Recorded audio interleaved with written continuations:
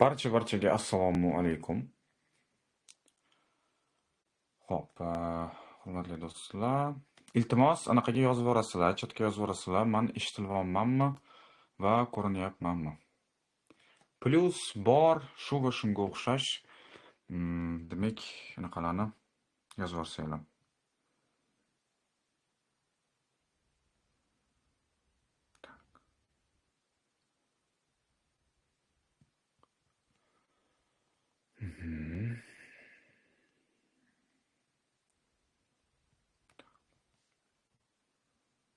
Eshitilyapti, ko'rinyapti, yaxshi. Aha.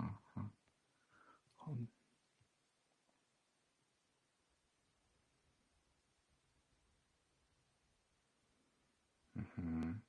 Xo'p. Hammaga yana bir karra assalomu alaykum.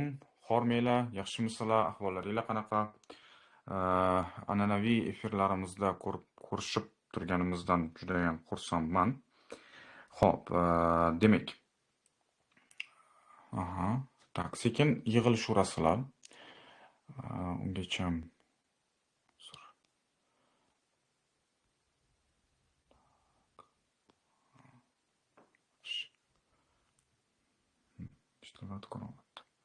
Xo'p.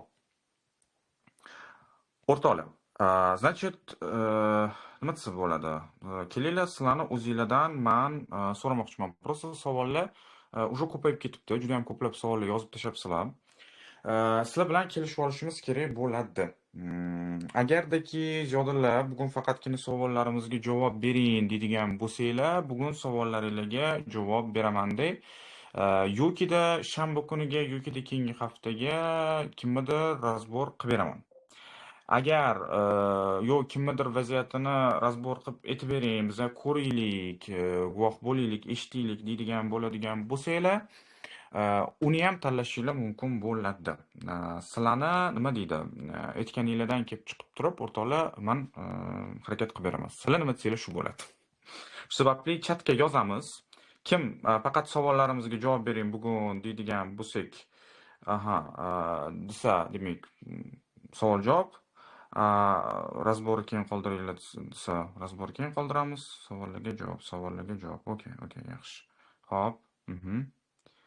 Qani qolganlar ham yozishsinchi. Разборы yokida разбор kelgan. Okey, отлично, yaxshi. Xo'p, всё. Yaxshi. Bunaqa bo'ladigan bo'lsa, razborni men ulgursam, yokida shanba kuni qilamiz, yokida xudo xolasa keyingi hafta amalga oshiramiz. Всё, yaxshi bo'ldi. Savol-javob bo'lsa, savol-javobda. Savol-javob bo'lsa, savol-javob. Okey. Xo'p. Do'stlar, bu haftaga offline уже to'la bo'ldi. Ya'ni kimdir mabodo admin qilsa yozilishinglar mumkin bo'ladi. В целом keyingi haftaga yozilishinglar mumkin bo'ladi. Anaqa masalasida, nima deydi? Qabul masalasida xudo xolasa shu narsani aytib qo'yaman. Xo'p, unaqa bo'ladigan bo'lsa, sekin-sekin savollaringlarni yozaverasizlar bir boshdan men har bittasini o'qib javob berishga harakat qilaman. Hurmatli do'stlar, bitta narsani nihoyat iltimos qilib so'ragan bo'lardim. Savollaringlarni, чтобы mendan adekvat javob olish uchun aniq-tiniq yozishinglarni nihoyatda so'rab qolgan bo'lardim. O'zingizlar tushunmagan narsani yozadigan bo'ladigan bo'lsanglar, nima deydi? Afsuski, men ham tushunib unga javob berishim ozgincha qiyin bo'ladi. Xo'p, yaxshi. Unaqa bo'ladigan bo'lsa, sekin boshlaymiz. Assalomu alaykum, aka. Menda yomon xayol va depressiya, xavotir, qo'rquv vahima bor. Shunga dori yozdi doktor. Flutisal, Pantagam, Trichko. Shular yaxshi foyda beradimi? Xo'p, Flutisal agardaki bu fluoksitin bo'ladigan bo'lsa, ya'ni ichidagi asosiy veshestvosi fluoksitin bo'ladigan bo'lsa, в целом, demak, yordam berishi mumkin bo'ladi. Endi Pantagam bilan Trichko qanaqa dozalarda yozilganligiga hamma narsa bog'liq. Endi Pantagam в принципе bu nevrotik va depressiv buzilishlarni davolaydigan dori emas. Bu qattiqdir salpalarni bir sedativniy salpal tinchlantiradigan effekt berishi mumkin. В целом bu davolab qo'yadigan dori emas. Trichko masalasida aytadigan bo'ladigan bo'lsak, Trichko bu yaxshi uyqu beradigan, agardaki kichkina dozada yozilgan bo'lsa, yaxshi uyqu beradigan dorilardan biri hisoblanadi. Вот. O'shaning uchun endi ko'rish kerak. Ko'rish kerak. Umid qilamanki, agarda shu doktorning назначенияsi bo'yicha qabul qilib ichadigan bo'ladigan bo'lsangiz, Xudo xolasa sizga yordam beradi. Keyingi savol. Haqiqiy suitsidal bilan OKR suitsidal farqi qanaqa? Xo'p, demak, haqiqiy agardaki insonda suitsidal moyillik bo'ladigan bo'lsa, ya'ni inson o'z joniga haqiqatda zarar yetkazmoqchi, qasd qilmoqchi bo'ladigan bo'lsa, haqiqiy suitsidal moyillikka demak eng asosiy mezonlaridan biri inson shu narsani amalga oshirishni xohlaydi. Inson o'zi o'ylaganda, o'zi xayolida, fikrida, "Всё, mana yashashga haqqim yo'q, o'lim mani hayotimni to'xtashi, mana vaziyatimda, mana holatimda bu eng to'g'ri yechim bo'ladi" degan holatda shaklda, demak, o'sha o'z joniga qasd qilishi variantlarini, yo'llarini topishga, qidirishga harakat qiladi. Endi obsessiv kompulsiv buzilishlarni ichida keladigan demak, suitsidal fikr-xayollar, endi bu moyillik emas, fikr-xayollar. Inson shu narsa haqida, shu narsani o'ylaganda, shu narsani fikrlaganda, inson nihoyatda bu narsadan qattiq dahshatga tushadi. Juda ham qattiq qo'rquvga, dahshatga tushadi. Voy dod, o'zim bir narsa qilib qo'ysam nima bo'ladi? Qanaqadir zarar yetkazib qo'ysam nima bo'ladi degan bu fikr, bu xayol insonni qo'rquvga chaqiradi. Bu bilan buni orasida farq bor. Keyingi masala bo'ladigan bo'lsa, nima desa bo'ladi? Suitsidda asosiy muammolaridan biri shundan iboratki, haqiqiy suitsidal moyillik asosiy muammolaridan biri shundan iboratki, haqiqatda suitsidga moyilligi bo'lgan inson bu narsani berkitadi. Bu narsa uchun yordam qidirmaydi. Va psixolog oldiga kelsa ham, psixiatr oldiga borsa ham, yoki qanaqadir mutaxassis oldiga boradigan bo'lsa ham, u umuman boshqa narsadan жаловаться qiladi. Biz sekin, nima desa bo'ladi, uni ichini ko'lab, unda suitsidal moyillik bormi, yo'q ekanligini biz bilib olamiz uni. U men suitsid qilmoqchiman, men o'zimni o'ldirmoqchiman qilib, baqir-chaqir qilib yugurib unaqa qilib yemaydi. Ana endi obsessiv kompulsiv buzilishlari bor bo'lgan insonlar, meni hayolimga o'zim bir narsa qilib qo'ysam mumkin degan xayol kelyapti, fikr kelyapti deb turib, boyagidek yordam qidirib, shu holatdan, vaziyatdan chiqishga harakat qilishadi. Короче qilib aytganda, asosiy farq obsessiv kompulsiv buzilishlarda men suitsid qilib qo'yishdan qo'rqaman. Haqiqiy suitsidal moyillikda men bu narsani eng to'g'ri yechim deb topaman va men shu narsani amalga oshirishga harakat qilaman. Keyingisi. Assalomu alaykum. Doimiy uyquchanlik, 10 soat uxlasa ham to'ymaslik, behollanchlik, o'zini og'ir his qilishni yo'qotish. Bu nima? Nima qilish kerak? Meditsina bo'yicha sog'lommi? Meditsina bo'yicha sog'lom bo'ladigan bo'lsangiz, doimiy uyquchanlik, behollanchlik bu depressiyaning simptomi bo'lishi mumkin bo'ladi. Erkak kishi adashmayotgan bo'ladigan bo'lsam yozganlar, erkaklarda ba'zi bir xil holatlarda depressiya именно uyquchanlik bilan namoyon bo'ladi. Inson uxluradi, turishga holi yo'q, hokazo, lekin uxlasa ham uxlagandek bo'lib anaqa qilmaydi. O'ziga kela olmaydi. Bu depressiyaning anaqasi bo'lishi mumkin bo'ladi, bitta tarafi. Ikkinchi tarafi bo'ladigan bo'lsa, bu yerda sizni ichingizdagi xavotirlaringiz natijasida sizni miyangiz nihoyatda chuqur uyqu fazasiga kira olmayapti va ana endi u chuqur uyqu fazasiga kira olmayotganligini hisobiga ham sizni miyangiz to'liq tiklanib, to'liq dam ola olmayotganligini hisobiga ham siz lanchsiz, holsizsiz, qanaqadir ertalab uyg'onganligingizda o'zingizni yoqimsiz va yomon his qilayotgan bo'lishingiz mumkin bo'ladi. Shu narsani boyagidek aytishim mumkin. Endi bu yerda yana bu sabablarni individual holatda, vaziyatda razbor qilish kerak bo'ladi.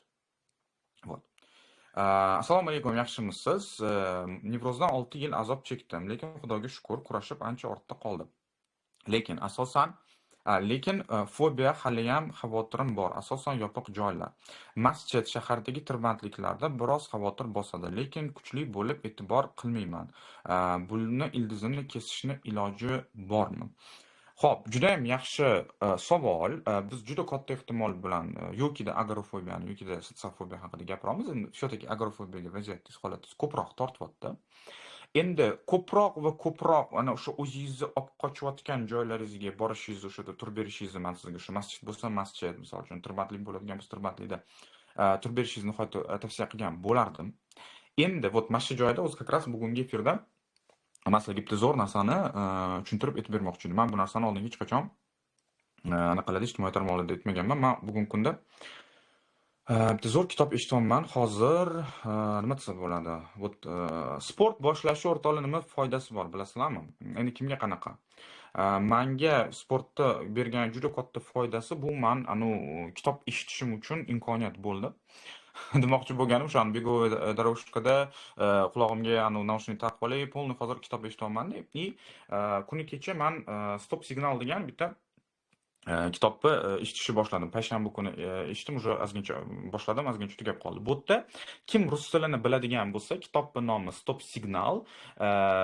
Tritiak Leonid degan rossiyskiy juda ham zo'r psixoterapevt bu kitobni yozgan ekanlar. Men bularni bilardim, lekin kitoblar haqida xabarim yo'q edi.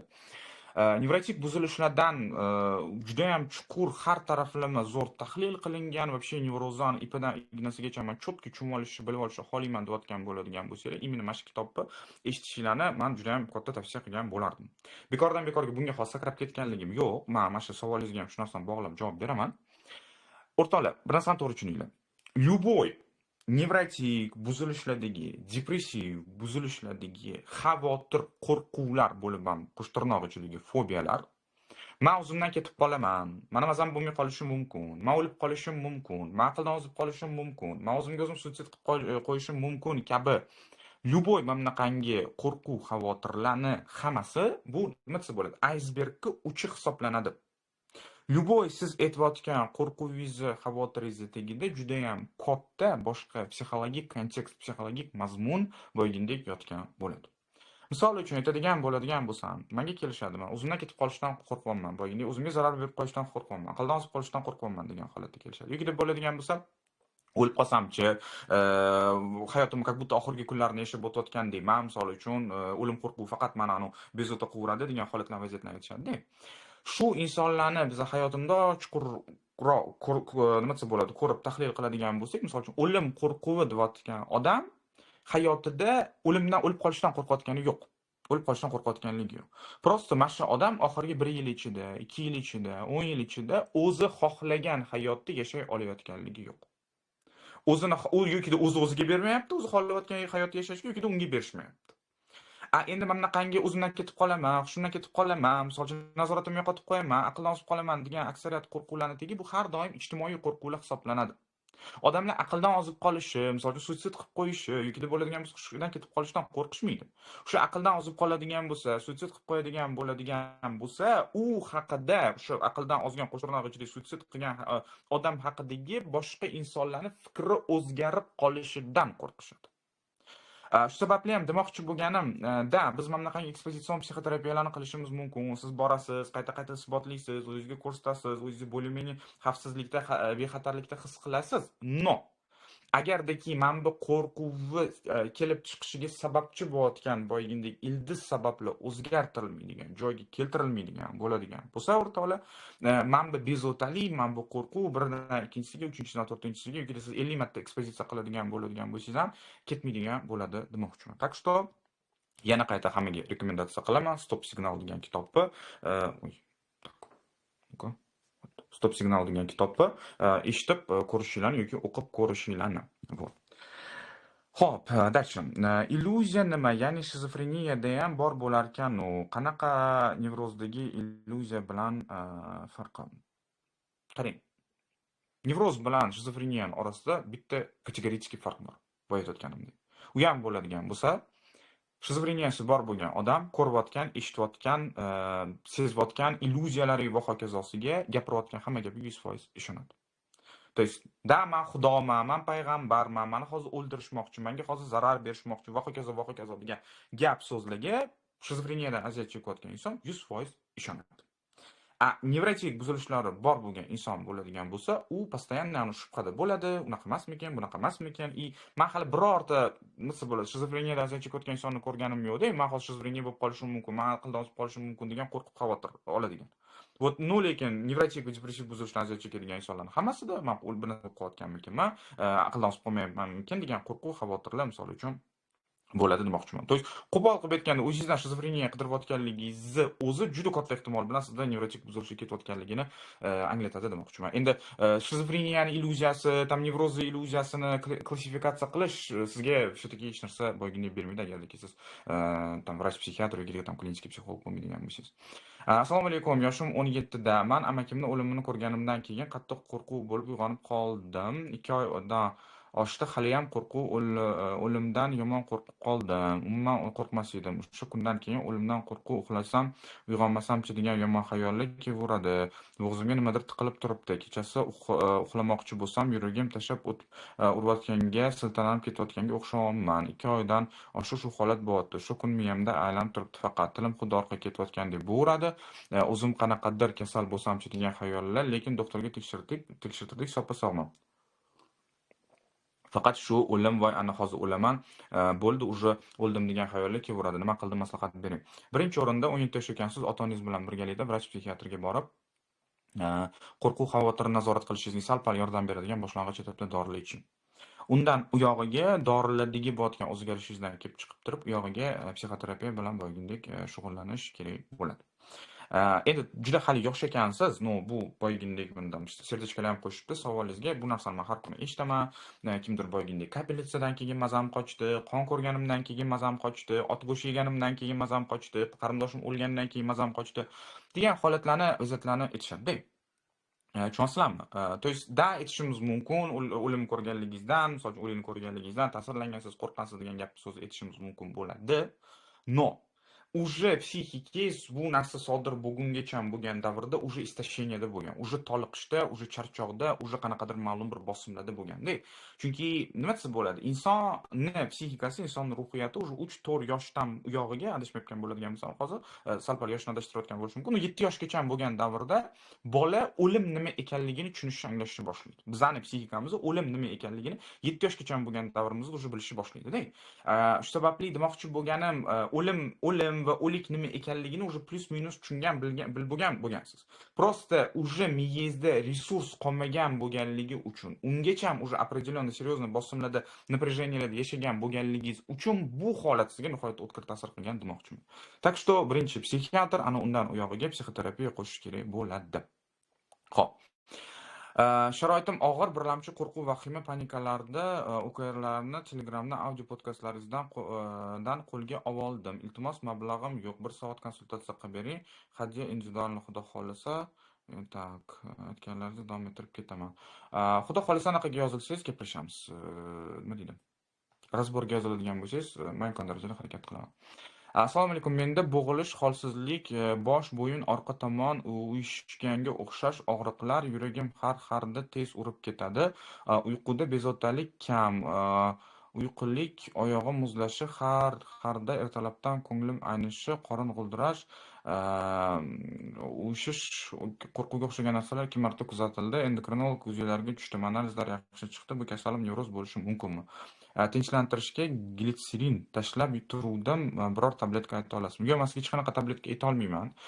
Siz juda katta ehtimol bilan тревожное расстройствоni, demak, simptomlarini sanab aytyapsiz. Bo'lib ham generalizovanное тревожное расстройство, ya'ni umumiy xavotir buzilishiga siz aytayotgan holatlaringiz nima desa bo'ladi, tortadi.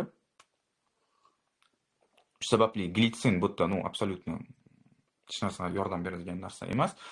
Vrach psixiatrga borishingizni tavsiya qilaman dori uchun. Xo'p. Menda sigaret cheksam o'lim qo'rquvi keladi. Ham chekib, ham qo'rquvdan qutulsam bo'ladimi? Javob uchun oldindan rahmat. Savolli dodasi bo'libdi. Tak, значит, o'zi nima desa bo'ladi, bilasizlarmi? Вот nevrozni yana bir psixologik sabablaridan biri, men buni ham o'zgartirishni xohlamayman.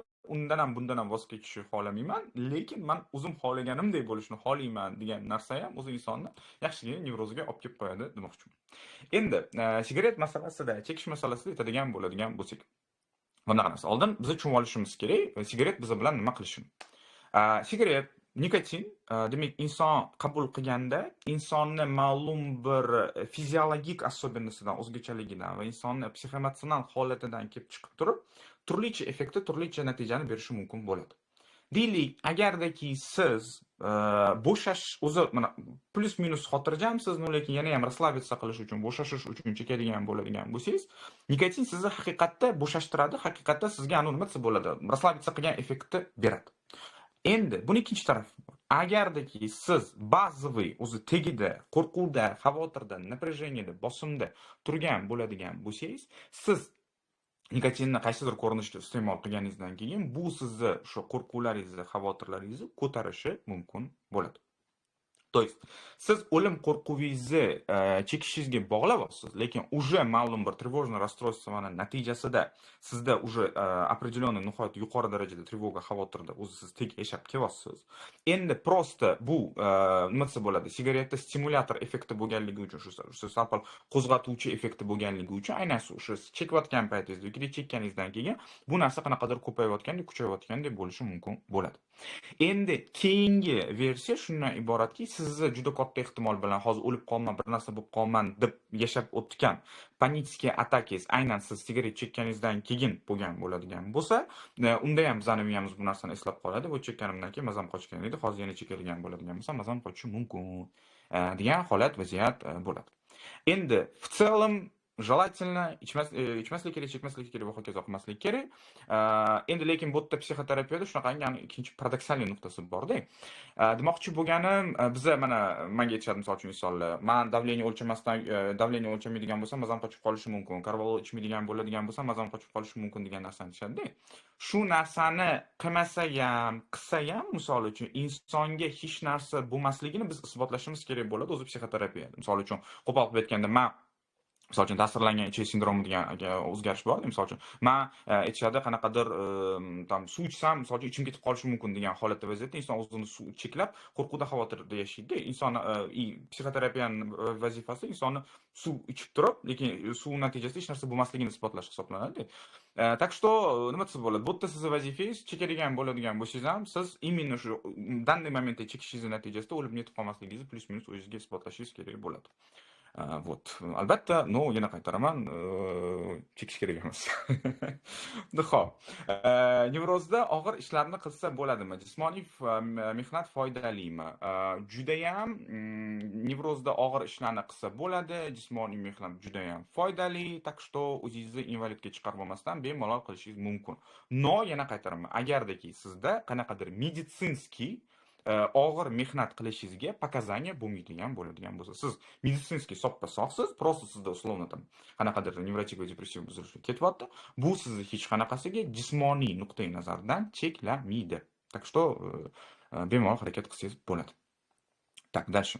Assalomu alaykum. Nevrozi bor odamga magnit havo ta'sir qiladimi yoki yo'q? Ayrim psixologga ta'sir qiladi, ayrimlari esa yo'q. Qaysi javob haqiqatga yaqinroq? Ta'sir qilmasa nimaga unda magnit havo bo'lgan payti nevrozi bor odam bezovta bo'ladi? Ijtimoiy tarmoqlarda kuchli magnit bo'roni o'limgacha olib keladi deb yozilibdi. Buni ko'rib vahimam kuchayib juda yomon bo'ldim. Qarang, men tanish bo'lgan, men bilgan ilmiy izlanishlar shu narsani ko'rsatadiki, magnitniy bo'ra, o'sha magnit o'sha bo'roni insonni nima desa bo'ladi, болевой пороги, og'riqqa chidamliligini pasayishiga sababchi bo'ladi. Va plus o'sha trevogangizni, xavotiringizni, umumiy xavotiringizni oshganligi, o'sha болевой пороgingizni, og'riqqa chidamliligingiz pasayganligini hisobiga siz turli xil taningizdagi bo'layotgan o'zgarishlarni, bezovtaliklarni his qilishingiz mumkin bo'ladi. Shu sababli bu ham atak sportniy, misol uchun mencha shu narsaga ham unaqa uncha ishonmayman, shu qanaqadir magnit bo'roni bizga ta'sir qiladi degan narsaga ishonmayman. Endi yana qaytaraman, insonning individualniy nima desa bo'ladi, reaksiyasini hech kim inkor qilmagan. No, siz to'g'ri ham psixoterapevtический, ham medikamentozno davolanib, o'zingiz holatingiz, vaziyatingiz ustida ishlayotgan bo'ladigan bo'lsangiz, в принципе, определенный yoqimsiz diskomfortni yengil yashab o'tib chiqib ketishingiz mumkin bo'ladi. Вот. A tak bu juda ham sporniy bo'lgan narsa, hali oxirgacha окончательный konsensus, ya'ni ilmiy bir kelishuv, xulosa yo'q bu yerda. Keyingisi, assalomu alaykum. Ziyodulla aka, sizdan bir narsani so'ramoqchi edim. Sotsiofobiyani yengish uchun o'zi psixolog yordami kerakmi yoki bir o'zim ham harakat qilsam yenga olamanmi va bunda qanday yo'l tutish kerak? Sotsiyofobiya haqida men juda ham katta videoim bor, o'sha yerda tavsiyalar berganman, kirib ko'rishingizni nihoyatda tavsiya qilaman. Endi fobiya bo'ladigan bo'lsa, nevroz bo'ladigan bo'lsa, depressiya bo'ladigan bo'lsa, ya'ni bularning hammasi nima degani? Fobiya nima degani? Fobiya bu insonni o'zi nazoratidan chiqib ketgan qo'rquv hisoblanadi. Ya'ni siz o'sha vaziyatga, o'sha holatga borgan paytingizda plus minus o'zingizni idora qila olmaysiz, o'zingizni nazorat qila olmaysiz. Endi qachonki biza qaysidir holat, vaziyat o'zimizning nazoratimizdan, o'zimizning nima deydi, idoramizdan chiqib ketadigan bo'ladigan bo'lsa, обязательно bu yerda qo'shimcha yordam olish, yordamga murojaat qilish kerak bo'ladi. Endi har doim aytaman, psixoterapiyani muhimligi nuqtasi shundan iboratki, sizni miyangizda, sizni psixikangizda siz o'zingiz kuzata olmaydigan, siz o'zingiz ajratib, o'zingiz e'tibor qila olmaydigan nihoyatda ko'plab himoya mexanizmlari mavjud hisoblanadi. Bu narsani hech kim, kerak bo'lsa, men psixolog bo'lsam ham o'zimni himoya mexanizmimni har doim men o'zim ham kerak bo'ladigan bo'lsa ko'rib ola olmayman, ajratib ola olmayman. U shunaqa tartibda ishlaydi. O'zi psixolog ham, psixoterapevt ham vazifasi siz o'zingiz aldab qo'yayotgan, o'sha himoya mexanizmlaringizni orqasiga kirib qo'yayotgan paytingizda, shu himoya mexanizmlaringizni olishga, shu narsani yengib o'tgan nuqtada sizga yordam berishga harakat qilish hisoblanadi. Shu sababli, в принципе, o'zingiz harakat qilib ko'rishingiz ham bo'ladi. No, imkoniyat, sharoit bo'ladigan bo'lsa, mutaxassis bilan ishlash nur ustiga alo nur bo'ladi. Bo'lib ham sotsiofobiyada juda ham katta problema bor-da. Sotsiofobiyasi bor bo'lgan inson ichidan o'ziga ishonadiki, что u qanaqadir defektniy, u qanaqadir problemniy, uni qanaqadir kamchiliklari bor degan narsani любой sotsiofоб o'ziga o'zi chiqarib olgan bo'ladi-da. Eng dahshatlisi shundan iboratki, o'zi noto'g'ri bo'lgan fikrlarga siz ishonib, o'sha narsani to'g'ri deb yurasiz-da. Misol uchun inson 10 yil davomida, 20 yil davomida misol uchun 100% убежден bo'lgan, что uni ko'rgan hamma odam misol uchun uni bir qanaqadir nenormal yoki xunuk deb o'ylashiga misol uchun inson 100% ishonib bo'lgan va shu narsaning ta'sirida harakat qilib kelgan. Biza ham terapiya davomida tahlil qilib, qanaqadir o'sha fikrlash ketma-ketligida bo'layotgan xatolarni ko'rganimizdan, ko'rishni boshlaganimizdan keyin, "Ammo shunaqa deb o'ylar ekanman, оказывается" degan narsani anglashni, ko'rib qolishni boshlaydi demoqchiman. Так что o'zingiz bila olmayotgan, ko'ra olmayotgan xatolaringizni topishga psixolog yordam beradi. Shuning uchun imkoniyat bo'lsa, nur ustiga alo nur. Xo'p. Дальше. Так. Xo'p, men yo'qotib qo'ydim.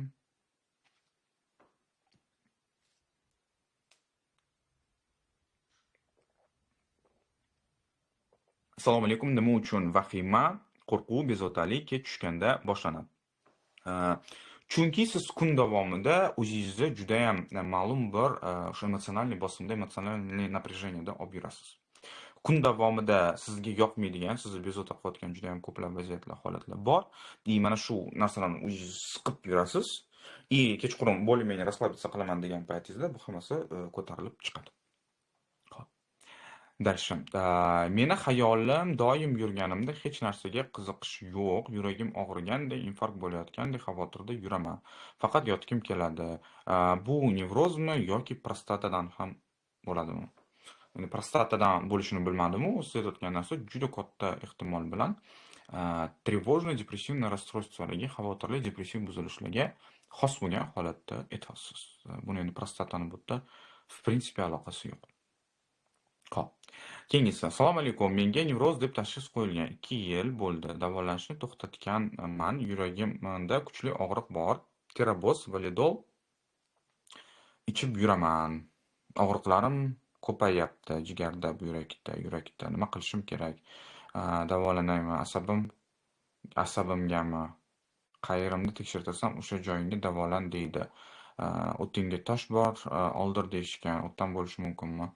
Xo'p, birinchi o'rinda normal, adekvatniy psixiatrga borishingizni tavsiya qilaman. Psixiatr mana siz o'tkir yoqimsiz simptomlaringizni yechishga yordam beradigan dorilarni yozib beradi.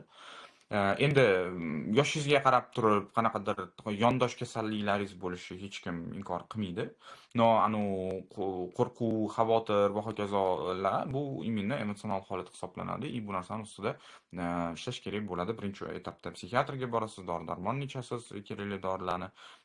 U yog'iga vaziyatga qarab turib psixoterapiya bilan shug'ullanish kerak bo'ladi. Endi uni sizni qaysi simptomingiz nimangizdan bo'layotganligini uni o'tirib individual holatda razbor qilish kerak bo'ladi.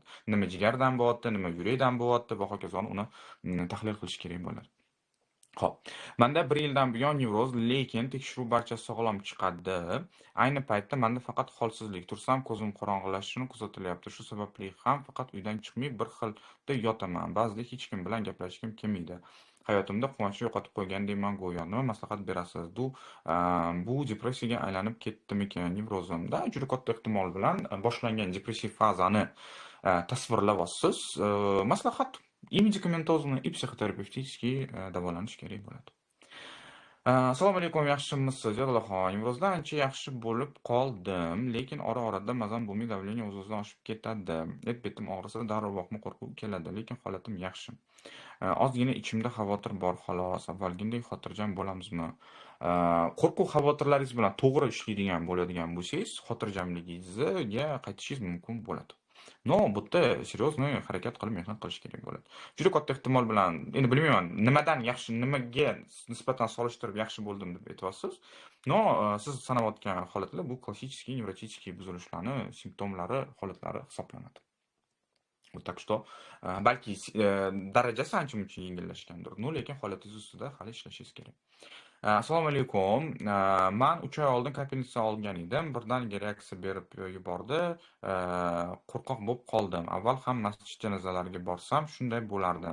Keyin siz Keyin nevropatologga bordim. Dorilar yozib berdi. Rexetin degan dorini 20 kun ichdim. Hozir ancha ahvolim yaxshi. Dori ichmay qo'ydim. Shomga yaqin ozgina o'zimni g'alati his qilaman. Yana o'zimni bilmay qolishdan qo'rqaman. Jodilahon aka, yana qaytalanib qolmayman, iltimos. Birinchidan Rexetinni siz kam ichgansiz. Rexetinni yana ichish kerak.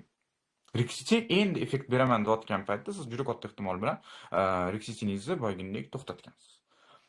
Shu sababli Rexetinni davom ettirish kerak bo'ladi. U yog'iga plus boyagina psixoterapiya bilan shug'ullanish kerak bo'ladi. No, Rexetinni siz 20 kun ichishingiz bu hech narsa emas. Endi ta'sir beraman deyotgan paytda siz taqaytib dorini to'xtatib qo'ya qolgansiz. Rexetin uzoq ichiladi. Любой antidepressant uzoq ichiladi. Xo'p. Keyingisi.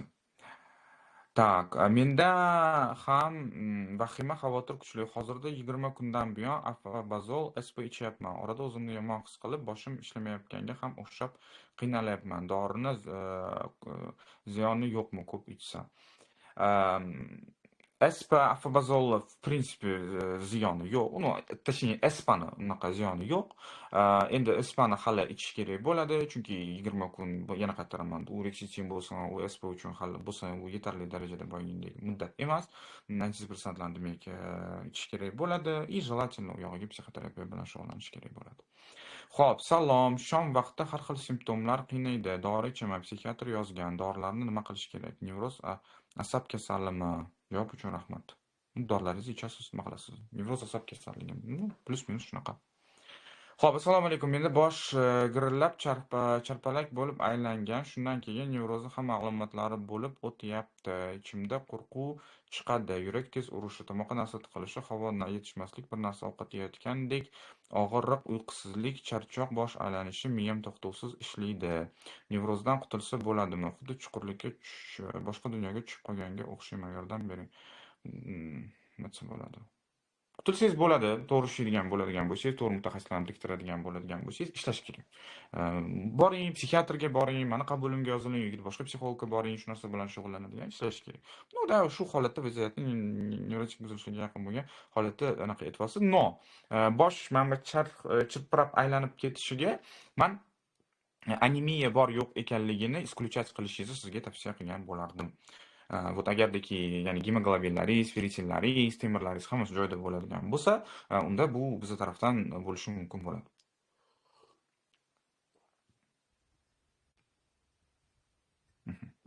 Birorta tishga bosadigan savol yo'q. Hamma savol simptom haqida. Bu efirni ko'rmayman ekan. To'g'ri qilasiz, ko'rmang. Xo'p, tak. Bu yerga yana yozib tashlabsizlar. Xo'p. Assalomu alaykum. Menga дециркуляtor энцефалопатия, хроническая ишемическая мозга второй степени, sindrom va vestibulyopatiya tashxisi qo'yilgan. 2 yildan beri davolanaman. Natija yo'q. Boshim to'xtovsiz g'uvillaydi, shuvillaydi. Davosi bormi klinikangizda? Tak. Endi buni anaqa qilish kerak. Nima deydi? Razbor qilish kerak bo'ladi. Birinchidan, dissirkulyator ensefalopatiya degani bu Sovetskiy Soyuzni sarqit diagnozlari borda, ya'ni VSD, NCD va tam osteoxondroz bor narsa-yu, no, shunga o'xshagan sarqit diagnozlar bor. Dissirkulyator ensefalopatiya ham shunga o'xshagan sarqit diagnoz hisoblanadi. Osteoxondroz bu yoshga yarasha o'sha suyaklarning yemirilishi bo'ladigan bo'lsa, dissirkulyator ensefalopatiya degani yoshga yarasha o'sha miyani qanaqadir o'zgarishlar bo'lishi hisoblanadi. Bu prям серьезный katta patologiya hisoblanmaydi. Endi xronическая там ishemiya, endi buni nevropatologlar bilan muhokama qilish kerak bo'ladi. То есть bu yerda konkretно ajratish kerak bo'ladi. Sizda все-таки nevrologический patologiyami yoki там nevrotik anaqalar buzilishga ketyaptimi? Bu narsani aniqlash kerak bo'ladi. Menga kelishingizdan oldin bir nechta nevropatologlarning xulosasini olishingizni tavsiya qilgan bo'lardim. Agardiki misol uchun boshqa nevropatologlar yo sizda bunaqa kasallik, sizda hammasi yaxshi deydigan bo'ladigan bo'lsa, unda mani qabulimga keladigan bo'lsangiz, holatingizni, vaziyatingizni men o'rganib ko'rishim mumkin bo'ladi. Lekin boshqa nevropatologlar da bu shunaqa kasal, sizda shu sababli shu holatda sodir bo'lyapti degan xulosani beradigan bo'lsa, unda uni nevropatologlar bilan shug'ullanish kerak bo'ladi. Xo'p,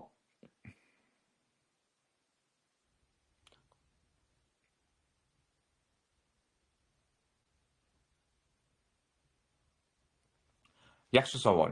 Assalomu alaykum. Vrachga ko'rindim. Dori ichmoqman. Qo'rquv, trevogalarim bilan psixolog bilan ishlaymi desam, yo'q, dori ichib tuzalasan, gaplashish yordam bermaydi, kasal odam eshitmaydi, tushunmaydi dedi. Bu qanchalik to'g'ri? O'zi как раз mana shu haqida men xudo xohlasa YouTube'ga video qilaman demoqchiman. O'rtoqlar, bilasizlarmi, mana nevrotik buzilishlar haqida, depressiv buzilishlar haqida gapirayotganligimizda mutaxassislik ikkita katta lagerga bo'linishadi. Boygindek vrachlar faqat dori bilan yaxshi bo'lasan, dori bilan tuzalasan degan boygindek gapni gapirishadi. Kerak bo'ladigan bo'lsa, buni psixiatrlar shunaqa deyishadi. Bu ham psixiatrlar ko'proq gapirishadi bu gap. Endi misol uchun bizga o'xshagan psixologlar, psixoterapevtlar bo'ladigan bo'lsa, обязательно terapiya kerak ekanligini, muhim ekanligini tushuntirishga harakat qilamiz. Endi bu yerda nima desa bo'ladi? Qaysi gap to'g'ri deydigan bo'ladigan bo'lsak, doktoringizni ham gapida jon bor.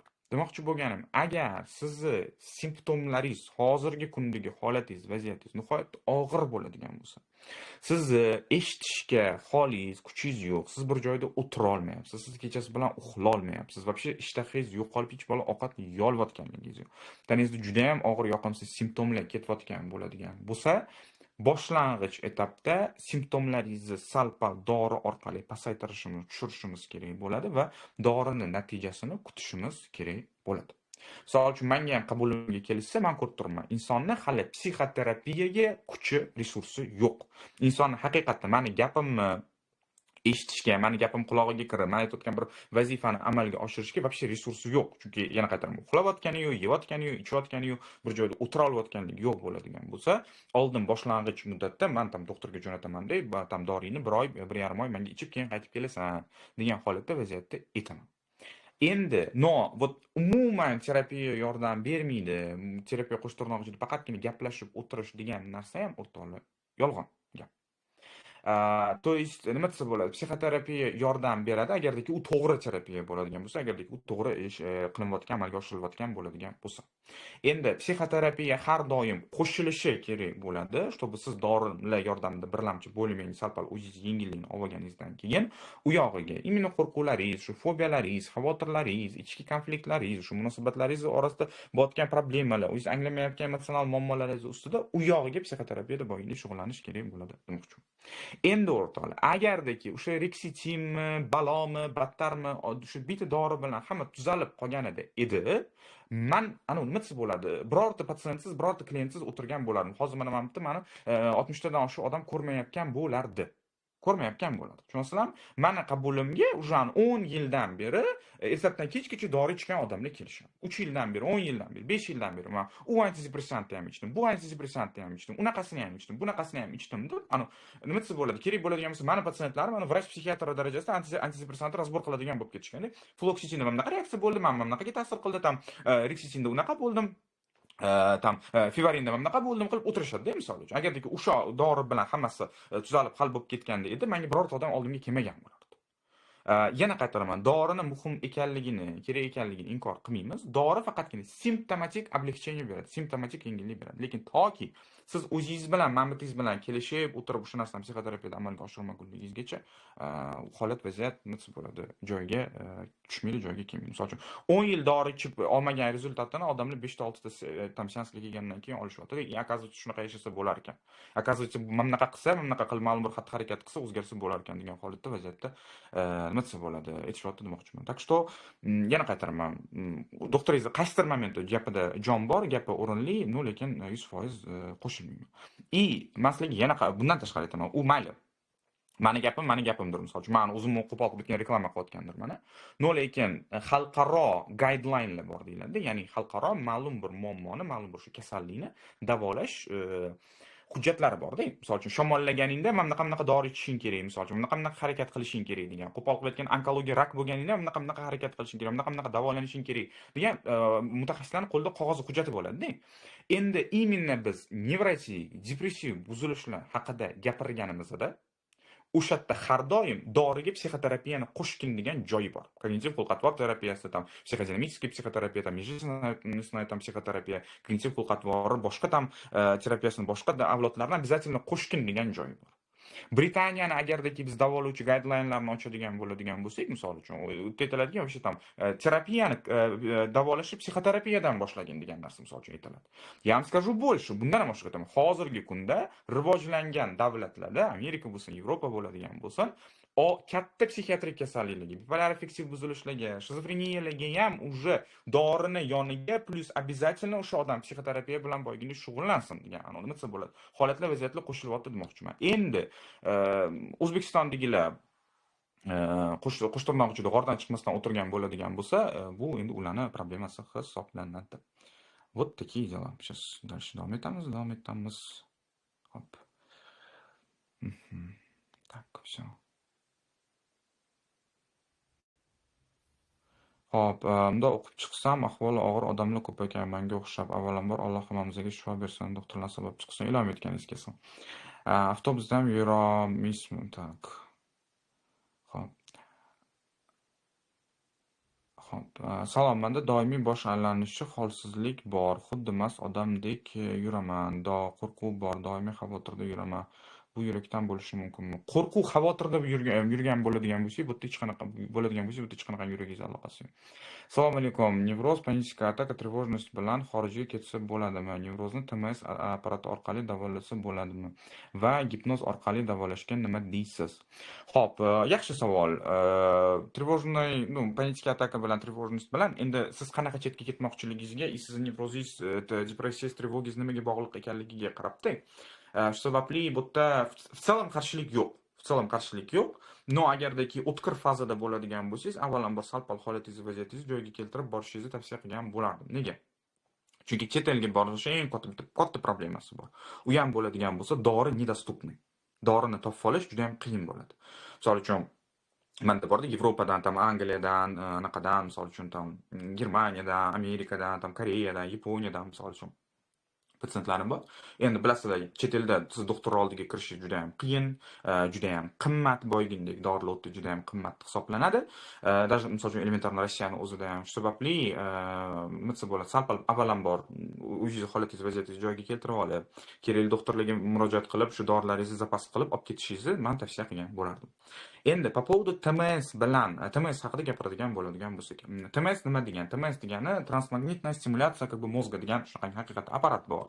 Bu apparat shu bunaqa bosh miya atrofiga qo'yiladi и bu apparatda ma'lum bir elektron tok tam magnitniy anaqa chiqqanligini hisobiga, ya'ni teoriyasi bo'yicha o'sha ruhiyatdagi, emotsional holatdagi buzilishlar davolanishi mumkin deyiladi. TMS xalqaro protokollarda tavsiya qilinadi agardaki sizda depressiya bor, obsessiv kompulsiv buzilishlar bor, o'tkir og'ir psixotik kasalliklar, shu jumladan shizofreniyadan misol uchun aziyat chekayotgan bo'ladigan bo'lsangiz, birlamchi, demak, yo'llar yordam bermaydigan bo'ladigan bo'lsa, ya'ni siz kerakli bir necha ko'rinishdagi antidepressantlarni ichib ko'rdingiz. Antidepressantdan hech qanaqangi effekt natija olganligingiz yo'q. Siz psixoterapiya bilan ishlab ko'rdingiz. Psixoterapiyadan ham hech qanaqangi effekt olmagan bo'ladigan bo'lsangiz, unda TMS apparatini yana qaytaraman, obsessiv kompulsiv buzilishlarda, depressiyalarda foydalanib ko'rish, ishlatib ko'rish effektiv va samarali bo'lishi mumkin bo'ladi. Endi hozir men eshitishim bo'yicha O'zbekistonda ham TMS apparatlar juda ham ko'payib ketibdi. Lekin yani 150 mingga ham TMS qo'yayotganlar bor ekan hozir. O'rtoqlar, TMS apparati, TMS licheniyasi nima uchun eng oxirgi ko'rinadi deydigan bo'lsak, haqiqiy TMS juda qimmat turadi. Bu juda qimmat bo'lgan licheniyalardan boyagindek biri hisoblanadi. Shu sababli men O'zbekistonda TMS oldim deb, TMSdan qanaqadir natija oldim deganlarni men ko'rganligim, hali eshitganligim yo'q shuncha paytdan beri. Lekin tam Turkiyada, misol uchun Germaniyada, Rossiyada olganlarda misol uchun yaxshi natija bo'lganligini eshitdim. Bilmayman, apparatda farqi bormi, unisi ozgincha menga qorong'u. No, endi bu nihoyat bitta muhim narsa bor. Agardaki sizni muammoyingiz psixologik ildizga, psixologik sababga ega bo'ladigan bo'lsa, TMS ham, elektrosudrujная terapiya ham boyagindek foyda bermaydi. Shuning uchun nima desa bo'ladi, psixoterapiyaga ahamiyat qaratilishi kerak bo'ladi demoqchiman. Endi по поводу gipnoz masalasida bo'ladigan bo'lsa, men bu narsani audio podkastlarimda aytib berganman.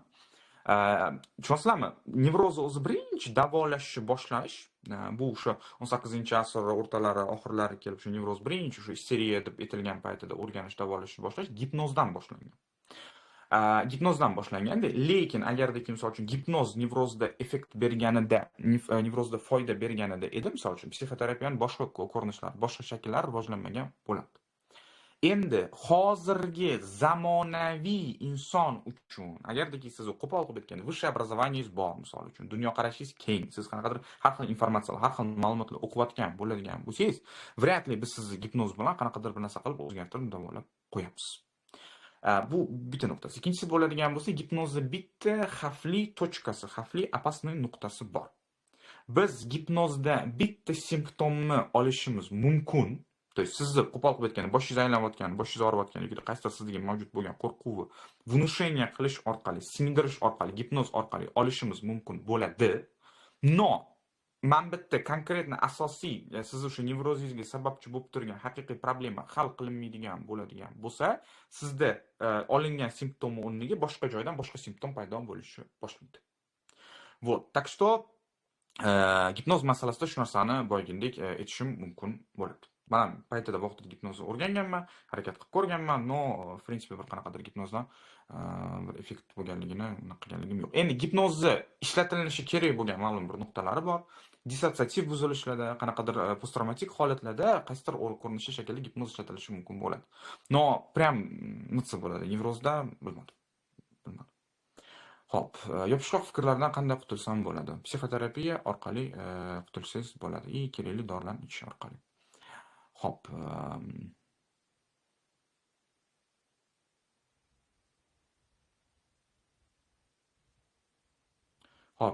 chegaradosh sotsiofobiya bor menda, yoshlikdan bor, samootsyenkam ham past. Chegaradosh sotsiofobiya deb nimani aytyapsiz? Nima degan ekan chegaradosh sotsiofobiya?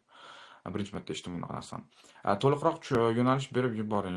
Psixoterapevtlarning ichida to'liq aniq qilib tushuntiradigan siz ekansiz. Endi qarang, sotsiofobiya, yana qaytaraman, siz shu ijtimoiy xavotir buzilishi, ijtimoiy qo'rquv hisoblanadi.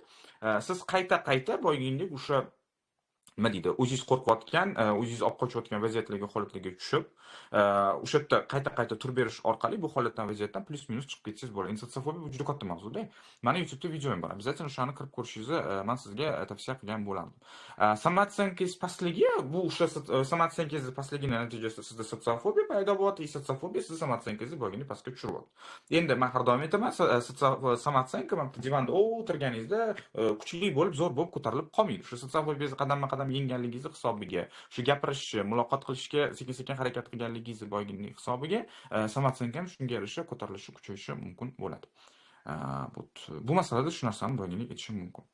Salom, menda odam ko'p joyda havo yetmagandek bo'ladi. Qornim ochsa ham bo'shashib mazam qochadi, lekin saharim yo'q. Ko'p kekiraman. Tak. Savol nimada bo'ldi bu yerda hozir? Juda katta ehtimol bilan agrofobiyaning simptomlarini aytasiz. Shu narsani aytishim mumkin. Hop. Assalomu alaykum. Menda Xudoga shukr ancha yaxshilandim, lekin sal charchasa qo'l oyoqlar uvushib, ko'z oldim qorong'ilashib, muvozanatni ushlash qiyin bo'lyapti va nafas siqib yutum bo'lyapti. Hop. Tak, doktorlarga boring, mutaxassislarga boring. Savol.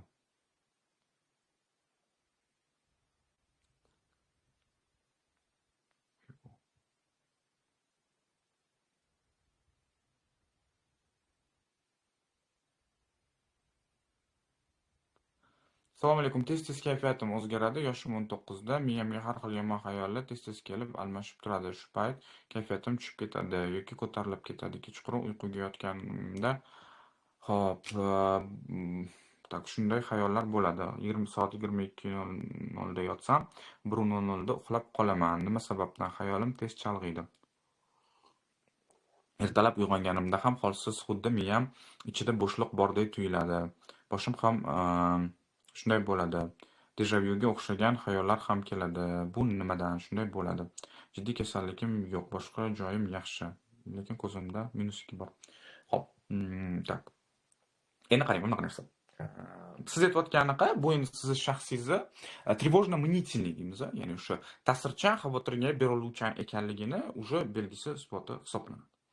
Kechasi mamnaqangi yotganda har xil narsaga xayol ketish, anaqa qilish, bu juda ham ko'plab nima desa bo'ladi. O'zi yana qaytaraman, xavotirchanligi, ta'sirchanligi yuqori bo'lgan insonlarda bo'lishi mumkin. Endi ma'lum bir emotsional muammolar, emotsional problemalar bor bo'lgan insonda bo'lishi mumkin bo'ladi.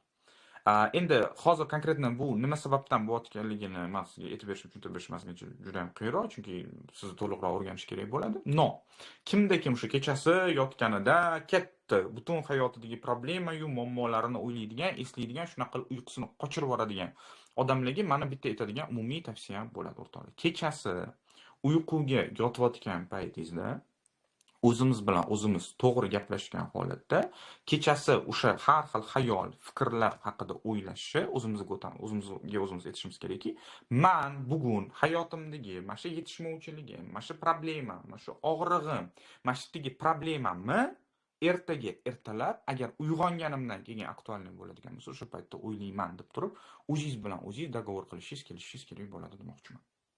Chunki nima desa bo'ladi? Bu nihoyatda mana shunaqa xayol, fikr kelayotganda inson o'ziga bitta chuqur savollar berish kerak. Okey, men hozir o'ylayman. Hayotim yomon, nimadir qila olmayapman, qanaqadir qarzim bor, kreditim bor, unim bor, bunim bor. No, kechasi hozir soat 23:00 da условно говоря. Men shu narsani nimadir qilib o'zgartirib qo'yishim mumkinmi? degan savolni inson o'ziga savol berish kerak. Juda katta ehtimol bilan yo'q. O'sha siz kechasi 22:00 da, 12:00, 23:00 hech qanaqasiga o'zgartira olmaysiz-da. Endi lekin sizni hozir mana shu xayoliy, fikriy jivachkani davom ettirishingiz sizni uyqungizni qochishiga, uyqungizni sifatini pasayishiga, uyqungizni qochishi, uyqungizni sifatini pasayishini hisobiga ertaga kunduzgi samaradorligingizni yomonlashishiga sababchi bo'lishi mumkin bo'ladi demoqchiman. Shu sababli ham bu yerda o'zimiz bilan o'zimiz to'g'ri dogovor qilishimiz, o'zimiz bilan o'zimiz to'g'ri kelishgan holatda, okey, bu problema, bu bor, bu haqiqatda meni bezovta qilyapti, meni haqiqatda qo'rqityapti. No, aynan mana shu problema haqida men ertalab uyg'onganimdan keyin o'ylayman. Ertalab kunning birinchi qismida o'tirib reja qilaman. Qanaqa qilib o'sha qarzimni yopsam bo'ladi, qanaqa qilib katta odam bo'lib ketsam bo'ladi, qanaqa qilib zo'r bo'lib ketsam bo'ladi, qanaqa qilib misol uchun xotinim bilan, erim bilan, o'quvim bilan, bunim bilan bo'layotgan problemamni qanaqa qilib hal qilsam bo'ladi degan narsani iltimos o'rtoqlar. Kunning birinchi qismida o'tirib o'ylayman. Va har doim men aytaman, kechasi nima qilamiz? Kechqurun biz ertangi qilishimiz kerak bo'lgan, hafta davomida qilishimiz kerak bo'lgan faqatgina rejalarimizni o'tiramiz, yozamiz, o'ylaymiz. Masalan, ertaga men mana bunaqa qilishim kerak, uni qilishim kerak, buni qilishim kerak, sportimga borishim kerak, tam ishimga borishim kerak, tam repetitorimga borishim kerak va hokazo qilishim kerak deb turib, faqat kechasi rejangizni yozasiz. Mana bunaqangi xayollaringiz, fikrlaringiz o'zingiz bilan kelishgan holatda ertalabga откладывать qilishimiz kerak bo'ladi. Dальше.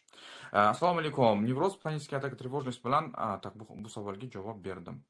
Assalomu alaykum. Tanishimiz uyquda o'lib qoluvdi. Shundan keyin uxlasam o'lib qolaman degan xayol tinch qo'ymayapti. Tanishingiz joylari jannatda bo'lsin. Nima desa bo'ladi? Agar siz mendan garantiya kutayotgan bo'lsangiz, misol uchun siz uyqusida o'lmaysiz degan, bu garantiyani hech kim bermaydi. Men garantiya bera olmayman misol uchun. Endi nima desa bo'ladi? Bu yerda ozgincha nima deydi? Sal-pal hayotga nisbatan filosofik qarash, ya'ni falsafiy, e'tiqodiy qarash sal-pal boshqacharoq bo'lishi kerak bo'ladi. Sal-pal shu narsa qaralib o'zgartirilishi kerak bo'ladi o'rtoqlar. Что hammani o'zini yozgani bo'yicha ketadigan, keladigan shakli bor. Shu sababli birovni shunaqa bo'lgani, sizni shunaqa bo'lishingizga bo'lgandek teng emas. Yana qaytaraman. Toki siz o'zingiz xohlayotgan hayotda yashamayotgan bo'ladigan bo'lsangiz, birovni o'lib qolganligi sizni mamnaqasi ichingizdan olib kelishiga sababchi bo'ladi demoqchiman. Shu sababli agar men ertaga o'lib qoladigan bo'lsam, nimadan armon qilgan bo'lardim? O'sha armonni ertaga qilib qolmasligim uchun bugun nima qilishim kerak degan narsani ustida o'ylashinglarni men sizlarga tavsiya qilgan bo'lardim. Xo'p, o'rtoqlar, savol yozishni to'xtatasizlar. Chunki vaqtimiz уже juda ham kam qoldi. Tak. Umumiy qilib, qisqa qilib buyog'iga javob berib ketaman. Tak, depressiv epizod bilan buzilish orasidagi farq ularni takrorlanishi va og'irlik darajasida ekan. Menga depressiv epizod deb yozib berishdi, lekin depressiya va uning simptomlari menda ancha yillardan beri bor. Bugun 30-tabletka Rosimid faol moddasi risperidon bo'lgan dorini ichdim. Gallyutsinatsiyalar sabab bergandi bu dorini. Psixiatr yozib berishdan bosh tortdi, kasalxonaga davolanishim kerakligini aytdi. Psixolog bilan ishladim, nega depressiyaga tushganimni tushundim va o'zgartirdim. Shunga sabab bo'lgan fikrlashni. Endi nima qilishni tavsiya bera olasiz? Kasalxonaga borishga qo'rqyapman. Muhit menga salbiy ta'sir qiladimi deb o'ylayapman. Shifoxonada qanaqa holat bo'ladi? Holati davolanadi, rahmat. Tak. Hop. Qarang, sizni holatingiz ozgincha nima desa bo'ladi, jiddiyroq holatda. Nima desa bo'ladi? Chunki depressiyada risperidon yozilmaydi, birinchidan. Balki bu yerda boshqa holatlar, vaziyatlar ketayotgandir. No, в принципе, kasalxonaga yotsangiz bo'ladi. Kasalxonada hech kim sizga yomonlik qilib, hech kim sizga bir narsa qilmaydi. Naоборот, sizga yordam berishadi. Просто kasalxonani muhim nuqtasi bo'lib ham og'irroq holatlarda, чтобы sizdagi o'zgarishni ko'rib, sizdagi dinamikani ko'rishadi-da. O'shaning uchun sizni chimlikka bog'lab qo'yib, urib, tepib, Sovetskiy Soyuzdagi holatlar, vaziyatlar emas. Imkoniyatingiz, sharoitingiz bo'lsa, частный klinikalarga yoting. Toshkentda bor, misol uchun, bir nechta частный klinikalarga yotadigan bo'ladigan bo'lsa, juda ham yaxshi psixiatrlar, doktorlar bor. Ular ko'rib, sizni holatingizni, vaziyatingizni anaqa qilishadi. Endi men bu diagnozni aniqlamagunligingizgacha psixolog bilan ishlamasligingizni men sizga tavsiya qilgan bo'laman. Depressiya bo'lsa-ku xo'p, lekin agar boshqa kasal bo'ladigan bo'lsa, psixolog sizga vряд ли tam yordam berishi sababli oldin diagnozni точно qilib aniqlashtirib olish kerak bo'ladi demoqchiman. Shu sababli yoki davlat anaqa больницалariga yotib ko'ring, yokida nima deydi, частныйga borib anaqa qilib ko'rsangiz bo'ladi. Xo'p.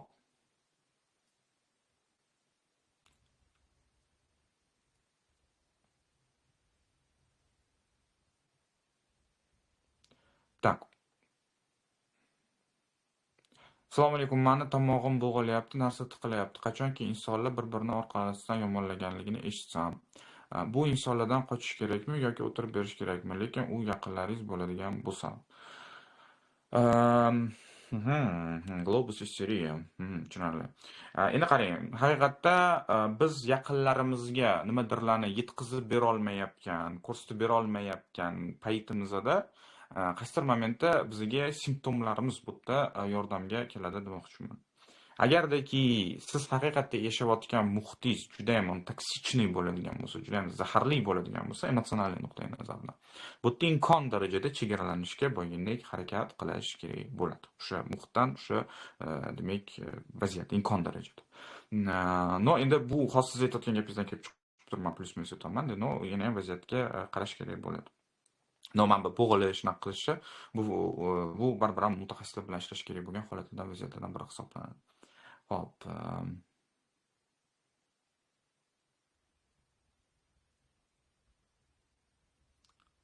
Assalomu alaykum. Menda hozir nevroz paytida xavotir, qo'rquv juda kuchli. Shu uchun Nafen ichyapman. Bu dorini psixoterapevt maslahat bergan. Kunda 3 mahal, lekin menda juda bu nojo'ya ta'sir qildi. Boshim aylanib, badanlarim o'zimga bo'ysunmay qolgandek, juda noaniq ahvol bo'ldim. Siz nima deysiz? Birinchidan, sizni o'tkir holatingizni, vaziyatingizni Nafen hech qanaqasiga davolab tuzatib qo'ya olmaydi. Nafen davolab tuzatib qo'yadigan kuchga, xususiyatga ega emas. Bu yerda o'sha boshqa dorilar yozilishi kerak bo'ladi. Birinchidan. Ikkinchidan bo'ladigan bo'lsa, Nafen bunaqa effekt berish xususiyatiga ham ega emas. Juda katta ehtimol bilan siz o'zingizni qo'rqitib yuborganligingiz yoki prosta hali normalniy davolanmayotgan nevrotik buzilishlaringiz og'irlashganligini hisobiga bu holat, vaziyat sodir bo'lgan bo'lishi mumkin bo'ladi, plus minus. Yana qaytaraman. O'rtoqlar, Nafen Assalomu alaykum. Nevroz nega ko'payib ketdi? Oldin bunday holatlar kam edi. Sabablari nimada? Nevroz ko'payib ketdi chunki biz o'zimizni solishtiradigan odamlar ham ko'payib ketganligi uchun-da. Oldin odamlar faqatgina o'zini, o'sha to'rtta odamini, misol uchun o'zini hayotini, grafikasini misol uchun bilgan bo'ladigan bo'lsa, hozir siz internetga kirib olib, hamma bilan o'zingiz o'tirib olib solishtirasiz. Birov sportsmen bo'lib ketibdi, birov boyib ketibdi, birov tam hajga boribdi, birov chet elga boribdi, birov mashina olibdi va hokazo qilibdi-da. Qarasangiz siz cho'tda chiqib bitta joyda nuqtangizda o'tirgandaysiz. Nimagadir hech narsani men eplolmayapman, nimagadir hech narsani qilolmayapman, nimaga anula qilyapti, nimaga men qilolmayapman, men hali ham o'tirib qolganman degan shunaqangi beskонечно, noto'g'ri, noaniq, noadekvat insonni ichida o'zini o'zi yemirib tashlashi, ichida o'zini o'zi solishtirib urishib tashlashi nevroz bilan depressiyaga nima bo'ladi? To'g'ridan to'g'ri olib boradigan yo'llardan biri hisoblanadi. Да, haqiqatan, lekin statistika ham ko'rsatyapti, тревожно-депрессивные расстройствоlar yildan yilga ko'payib, kuchayib boryapti. Вот так.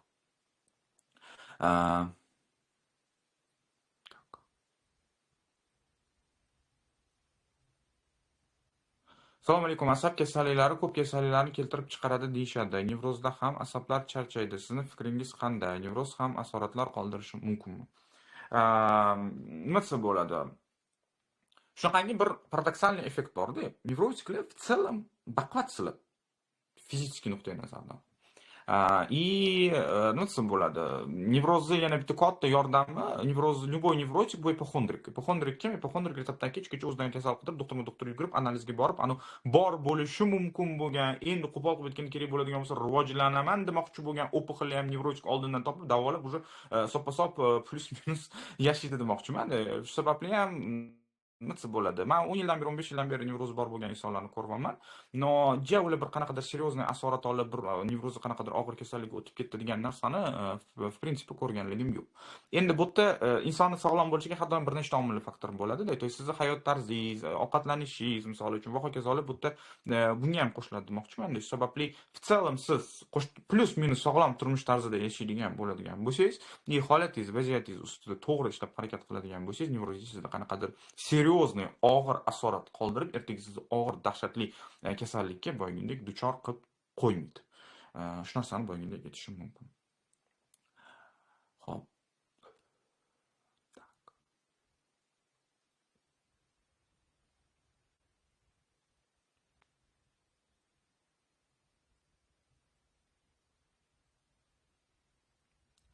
Xo'p. Значит,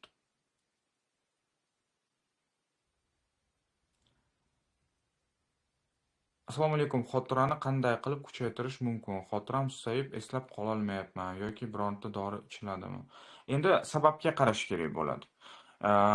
Endi siz meni efirimda, meni kanalimda o'tirgan bo'ladigan bo'lsangiz, juda katta ehtimol bilan sizni xotirangizda muammoingiz yo'q. Plus-minus, endi men fantaziya qilyapman bu yerda. Siz prosta ichki xavotiringiz, ichki qo'rquvingiz, ichki bosimingiz, ichki depressiyalaringiz hisobida bir konsentratsiya qilib diqqat qila olmayotgandek holat vaziyat sodir bo'layotgan bo'lishi mumkin bo'ladi. Endi xotirangizni qaysi biri uzoq muddatli xotirangizmi, qisqa muddatli xotirangiz misol uchun aziyat chekyaptimi? Bu narsani neyropsixologik ko'rinishda shakllab, boyagini diagnostika qilib, haqiqatda biz obyektivni xulosaga kelishimiz kerak. Haqiqatda sizni xotirangizda уже muammolar boshlangan, xotirangiz boyagini susaygan deb turib. Endi shunga qarab turib, boyagini u yog'iga qanaqadir ma'lum bir davo choralari ko'rilishi kerak bo'ladi. Agardiki bu endi qanaqadir xudo ko'rmasin, serьезныйroq уже patologiyani boshlanishi bo'layotgan bo'ladigan bo'lsa, uni boyagini nevropatologlar, tam psixiatrlar boyagindek davolaydi. Agardiki bu sizni ichki xavotiringiz, ichki qo'rquvingiz natijasida kelib chiqayotgan bo'ladigan bo'lsa, biz siz ichki xavotiringiz, ichki qo'rquvingizni ishlab turib, boyagini sizni tinchlantirish hisobiga namtiga e'tiboringiz, diqqatingiz, xavotiringizni xotirangizni yaxshilanishiga yetib kelishimiz mumkin bo'ladi. Sababli bu yerda xotirani avvalambor qanchalik darajada buzilganligi to'g'ri diagnostika qilish kerak bo'ladi. Va ikkinchi etapda bo'ladigan bo'lsa, qanchalik darajada va bu nimani ichida kelayotganligi, nima sababli kelib chiqayotganligi ko'rilishi kerak bo'ladi. Xo'p, yaxshi. Tak.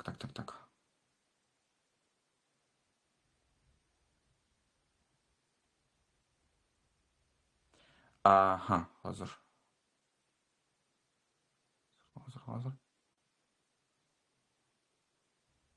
Assalomu alaykum. Sog'-salomat yuribsizmi? Panika kelganda davleniya ko'tarilib ketyapti. Bu holatda shunday bo'ladimi? Bu davleniya boshqa jiddiy kasallikka olib kelmaydimi? Panika ko'tarilgan paytda davleniyani 140 dan 160 gacha ko'tarilishi bu nima desa bo'ladi? Plus-minus o'sha panikangiz natijasida kelib chiqayotgan holat, vaziyat hisoblanadi.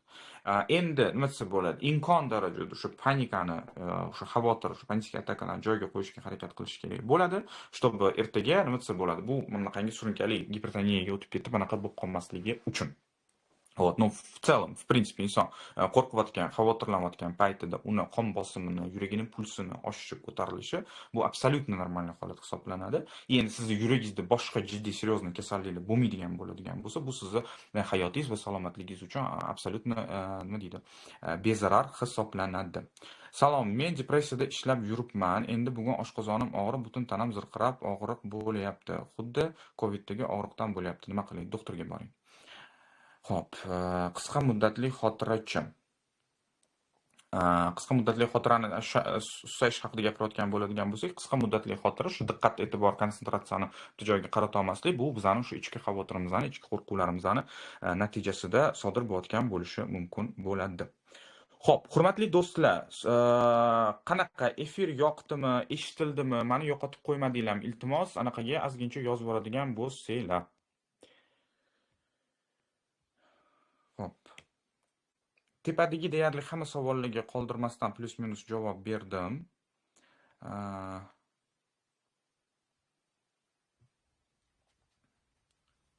Xo'p. Zo'r, rahmat, zo'r o'tdi. Xo'p, iltimos.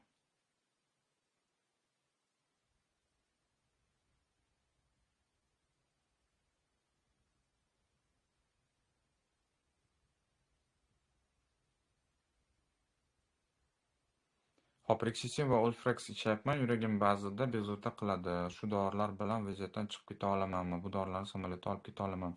Yo'q, endi tam doktor yozib bergan bo'ladigan bo'lsa, spokойно olib keta olasiz. Endi vaziyatga qaraladi. В принципе, Rexicin va Olfrex to'g'ri назначение bo'lgan. Agardaki haqiqatda tam тревожность bo'layotgan bo'ladigan bo'lsa, в принципе. Endi chiqib keta olishingiz nimasi bo'ladi? Uni vaziyatga qarab, anaqaga qarab turib. Savolimga javob oldim, serdechkalar, yaxshi tavsiyalar oldim. Xursandman. Agardaki manfaatli bo'layotgan bo'ladigan bo'lsa, xursandman. O'rtoqlar, imkon darajada men endi nima desa bo'ladi? Mana keyingi efirlarimizga nima desa bo'ladi? Ahamiyat berishlarini so'rayman-da. O'tim qichyapti, butim sanchyapti, o'tim og'riyapti degan narsa bilan ish bitmaydi. Bitta faqat bitta javob beraman. Doktorga boring, psixoterapiya bilan shug'ullaning degan javob bo'ladi-da. Shu sababli bo'li qanaqadir boshqacharoq, aynan o'sha qiynayotgan nuqtasini yana ham aniqroq, yana ham tiniqroq misol uchun savol beradigan bo'lsa, o'sha savolga javob berish, shunaqa vaziyatlarni tahlil qilish nima desa bo'ladi, bo'li manfaatliroq bo'ladi demoqchiman-da. Shu sababli, to есть holatinglarni, vaziyatinglarni bo'li psixologik aspektlariga, psixologik sabablariga ko'proq ahamiyat boygundek berish kerak bo'ladi. Men har doim aytaman, simptomni ertalabdan kechgacha razbor qilgan bilan, o'tim og'ridi, endi nima ekan, butim og'ridi, endi nima ekan qilgan bilan ish bitmaydi, ish bitmaydi. E'tiboringizni, diqqatingizni hayotingizga qarating. Hayotingizda qanaqa sho'rvani, qanaqa mastavani, qanaqa kashani yaratib qo'ygansizlar. O'shanga qarab turib o'sha narsani joyiga qo'yish kerak bo'ladi. Mamti kasha joyiga kelmaydigan bo'ladigan bo'lsa, mamtigi mastavilar, tam yana nimadirlaringlar o'zgarmaydigan bo'ladigan bo'lsa-chi, bugun o'tingiz, ertaga bo'tingiz, indinga o'tingiz, shunaqa bo'laveradi. Yana qaytaman, simptomatический единственный yordam beradigan narsa normalniy adekvatniy vrach, psixiatr topinglar-da, normalniy adekvatniy tam antidepressantni to'g'ri ko'rinishda shaklda qabul qilishni boshlaydi. Bo'ldi. Всё. Любой vrachingiz siz uchun qilib bera oladigan narsasi 2 ta, 3 ta, bor yana 5 ta qanaqadir tam dorini yozib berish. Всё, doktor undan tashqari sizga hech narsa qilib bera olmaydi. Bo'ldi. Bu yog'iga to'xta, o'zi nima qildim, o'zi nima bo'lyapti hayotimda, o'zi kim edim, qayerda edim, qanaqa yashayapman, nima uchun yashayapman, nima qilyapman degan narsaga sal-pal ahamiyat berish kerak. Shuni sal-pal ko'zni katta ochib, e'tibor qilish kerak, ahamiyat berish kerak bo'ladi demoqchiman. Вот. Так что nima desa bo'ladi?